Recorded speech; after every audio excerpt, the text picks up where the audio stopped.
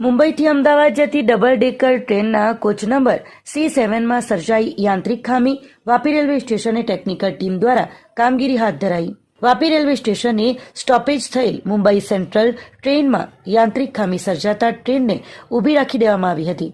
મળતી વિગતો મુજબ મુંબઈથી અમદાવાદ તરફ જતી Mumbai central double decker train તેના નિયત સમયે વાપી સ્ટેશને આવી પહોંચી હતી, જે ત્યાંથી આગળનો સફર શરૂ કરે તે પહેલા કોચ નંબર C7માં યાંત્રિક ખામી સર્જાઈ હતી, જેથી તેની કામગીરી હાથ ધરવા ટેકનિકલ ટીમને બોલાવવાની ફરજ પડી હતી.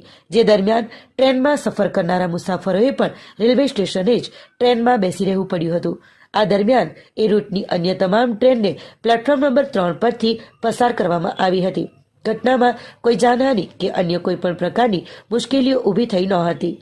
જ્યારે ટેકનિકલ ટીમ દ્વારા ટ્રેનના આગળના ભાગને અલગ કરી કામગીરી હાથ ધરી હતી. જો કે કોચ